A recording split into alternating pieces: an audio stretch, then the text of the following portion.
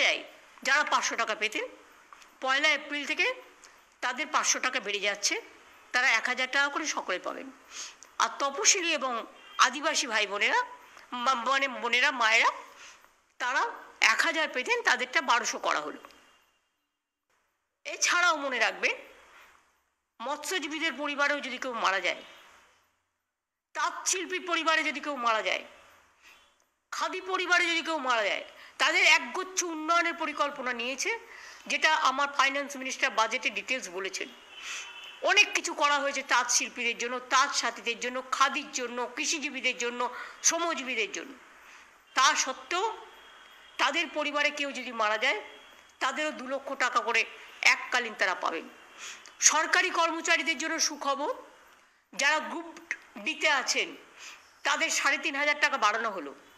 Group সিতে যারা আছেন তাদেরও 3000 টাকা বাড়লো। প্লাস 1 মে যেটা হচ্ছে কন্ট্রাকচুয়ালে গ্রুপ ডিতে যারা ছিলেন, এছাড়াও যারা আফটার রিটায়ারমেন্ট কন্ট্রাকচুয়াল বা ধরুন আমাদের নানা রকম আছে কন্ট্রাকচুয়াল ক্যাজুয়াল নানা রকম কর্মীরা আছেন, তাদের জন্য আগে তারা রিটায়ারমেন্টের পরে কেউ 2 লক্ষ কেউ 3 লক্ষ টাকা একসাথে পেতেন, সেটাকে বাড়িয়ে আমরা 5 লক্ষ টাকা করেছি। আমাদের civic police, green police, village police তাদেরও 1000 টাকা করে মাইনে বাড়ানো হয়েছে। মিড ডে মিলে যারা রান্না করেন তারা 10 মাস টাকা পান, 2 মাস পান না স্কুল যখন বন্ধ থাকে। আগেও তাদের আমরা 500 টাকা বাড়িয়েছিলাম, এরা খুব গরিব, একেবারে নিম্ন শ্রেণীর লোক। আগেও 500 টাকা বাড়িয়েছিলাম, আবার 500 টাকা তাদের জন্য বাড়ালাম, কারণ তারা রান্না বান্না করে, এটা দিয়ে তাদের অনেক সাশ্রয় হয়।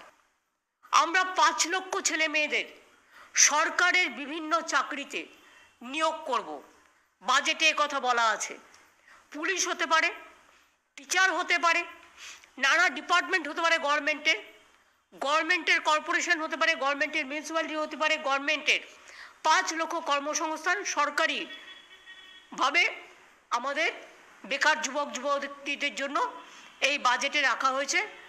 সুতরাং এছাড়াও মনে রাখবেন, এমএসএমই আমাদের প্রায় 1.5 কোটি মানুষ কাজ করেন, আর লক্ষ লক্ষ প্রায় 10 লক্ষ ছেলে মেয়ে ইতিমধ্যেই আমরা কর্মসংস্থান দিয়েছি বিভিন্ন সরকারি এবং বেসরকারি কর্মচারী মিলিয়ে।